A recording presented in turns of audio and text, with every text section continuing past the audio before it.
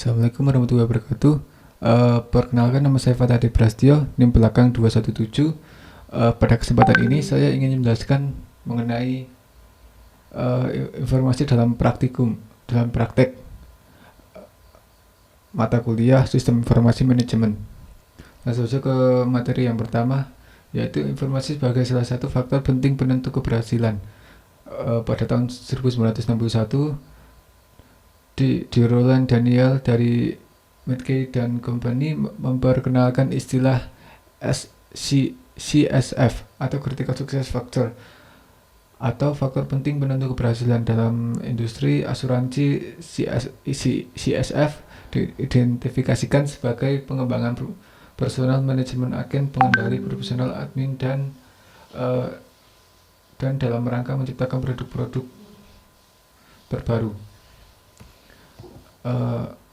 Lalu sistem pemrosesan transaksi digunakan untuk menjelaskan sistem informasi yang mengumpulkan data yang menguraikan aktivitas perusahaan, mengubah data menjadi informasi dan menyediakan informasi tersebut bagi para pengguna yang ada dalam perusahaan maupun di luar perusahaan. Berikut adalah bagannya. Lalu tinjauan sistem data unsur-unsur yang lingkungan meliputi pelanggan, pemasok, ruang persediaan bahan baku, dan manajemen arus data penghubung perusahaan dengan pelanggannya. Subsistem utama dari sistem distribusi maksudnya adalah subsistem ditemukan melalui kotak-kotak tegak. Subsistem pertama berhubungan dengan pemenuhan pemesanan pelanggan, yang kedua dengan pemesanan pengganti persediaan dari pemasok, dan yang ketiga adalah dengan pemeliharaan buku besar perusahaan. Lalu sistem yang memenuhi pesanan pelanggan adalah sistem entry pesanan atau memasukkan pesan pelanggan ke dalam sistem persediaan, inventory system atau memelihara catatan persediaan, sistem penagihan, billing system, membuat faktur pelanggan, sistem piutang dagang, account receivable system, menagih uang dari pelanggan. Lalu sistem yang memesan persediaan pengganti, yaitu sistem pembeli atau purchase system, penerbitan pesanan pembeli kepada pemasok untuk persediaan yang dibutuhkan. Sistem penerimaan receivable system, menerima persediaan, dan sistem utang dagang, account receivable system, melakukan pembayaran.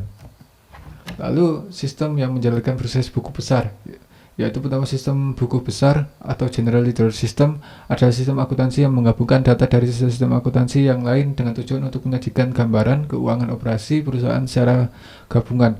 File yang membuat data akuntansi telah digabungkan itu adalah buku besar atau General Ledger. Terdapat dua subsistem yang terkait, yaitu sistem pembaruan buku atau Update General Ledger System dan sistem pembuatan laporan manajemen atau Prepare Management Report System. Lalu selanjutnya adalah menempatkan sistem pemrosesan transaksi dalam perspektif. Bukanlah suatu kebetulan bahwa sistem pemrosesan transaksi adalah sistem informasi pertama yang terkomputerisasi. Selain berbagai area aplikasi yang paling dapat dipahami, sistem ini juga berperan sebagai fondasi dari semua aplikasi yang lain. Fondasi ini mengambil bentuk basis data yang mendokumentasikan semua hal penting yang dilakukan oleh perusahaan dalam menjalankan operasi dan berinteraksi dengan lingkungan. Lalu sistem informasi organisasi, area-area bisnis perusahaan keuangan, sumber daya manusia, layanan informasi, manufaktur, dan pemasaran menggunakan basis data yang diproduksi oleh sistem pemrosesan transaksi ditambah dari sumber-sumber yang lain yang menghasilkan informasi yang digunakan oleh para manajer dan mengambil keputusan yang memecah masalah. Lalu sistem informasi pemasaran adalah memberikan informasi yang berhubungan dengan aktivitas pemasaran perusahaan, terdiri dari modal baruan pemasaran input dan output yang terhubung oleh sebuah basis data. Subsistem input, setiap subsistem output memberikan informasi mengenai unsur-unsur penting dalam perusahaan, yaitu bauran pemasaran, marketing mix, atau lalu ada subsistem produk subsistem lokasi, subsistem promosi, subsistem harga, dan subsistem baruan integrasi. Lalu figur model sistem informasi adalah sebagai berikut.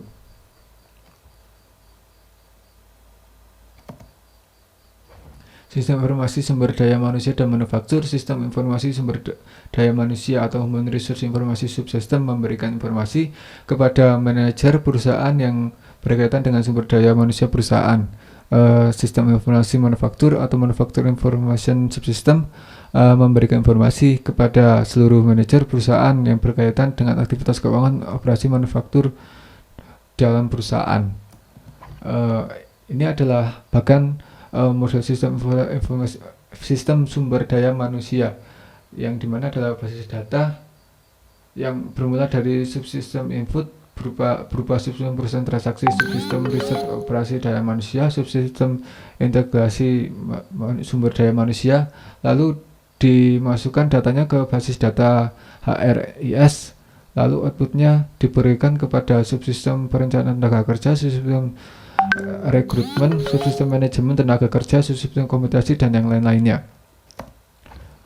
Sistem informasi keuangan atau financial information subsystem memberikan informasi kepada seluruh manajer perusahaan yang berkaitan dengan aktivitas keuangan perusahaan.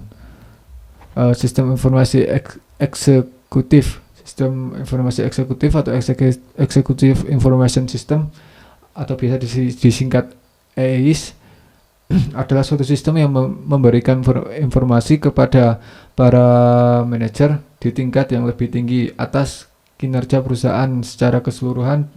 Digunakan pula istilah sistem pendukung eksekutif atau executive support system atau biasa disingkat ISS. Manajemen hubungan pelanggan atau customer relationship management atau biasa disingkat CMR adalah manajemen hubungan antara perusahaan dengan pelanggan sehingga baik perusahaan maupun pelanggan akan menerima nilai maksimum dari hubungan ini. Strategi ini menyadari bahwa pembina hubungan jangka panjang dengan pelanggan adalah suatu strategi yang bagus karena mempertahankan pelanggan yang sudah ada biasanya akan lebih murah daripada mendapatkan pelanggan baru. Oleh karena itu, perusahaan melakukan upaya-upaya untuk menghindari para pelanggan sehingga kebutuhan mereka akan dapat terpenuhi dan mereka akan tetap setia kepada perusahaan kita. Lalu data warehouse. Karakteristik data warehouse. Istilah data warehouse atau gudang data telah diberikan untuk menjelaskan penyimpangan data yang dimiliki karakteristik sebagai berikut. Satu, kapasitas penyimpanan yang sangat besar. Lalu data diakumulasikan dengan cara menambah catatan yang baru, bukan dijaga tetap paling mutakhir dengan memperbarui catatan-catatan yang sudah ada dengan informasi yang baru. Data dapat diambil dengan mudah, lalu data sepenuhnya digunakan untuk pengambilan keputusan dan tidak digunakan dalam operasi sehari-hari. Berikut adalah sistem data warehouse.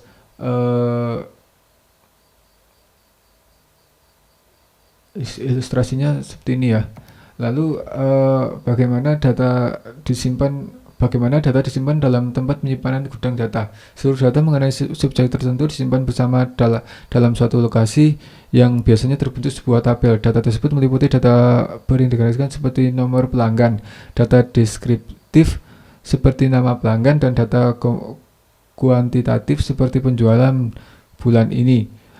Dalam tempat penyimpanan data warehouse terdapat dua jenis tabel yang disimpan dalam tabel terpisah. Tabel yang akan digabungkan untuk menghasilkan suatu paket informasi, yaitu pertama adalah tabel dimensi, tabel fakta, paket informasi, skema bintang. Lalu penyampaian informasi dalam OLAP. Penyampaian informasi unsur terakhir dalam sistem data warehousing adalah sistem penyampaian informasi yang mendapatkan data dari tempat penyimpanan data, mengubahnya menjadi informasi dan menjadikan informasi tersebut sebagai tersedia bagi para pengguna. Lalu OLAP adalah jenis peranti lunak dapat digunakan untuk menarik data dari tempat penyimpanan data dan mengubahnya menjadi informasi. Lalu ROLAP, Relation Line Initial Processing, menggunakan sistem manajemen basis data relasional standar. MOLAP atau multi dimensional online analysis process, yaitu menggunakan suatu sistem manajemen basis data khusus multidimensional. Berikut adalah bahkan mengenai penyimpanan data warehouse, yang dimana adalah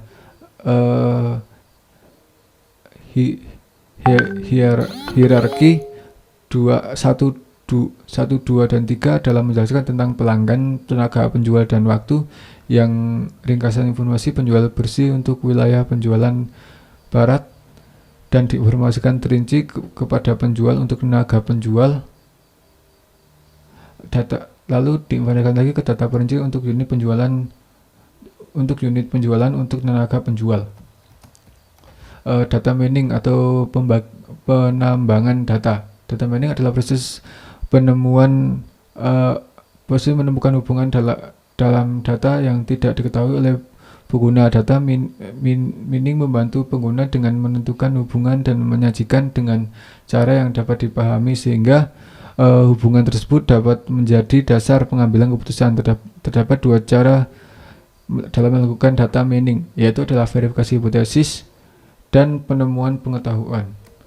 Lalu adalah menempatkan data warehouse dalam perspektif.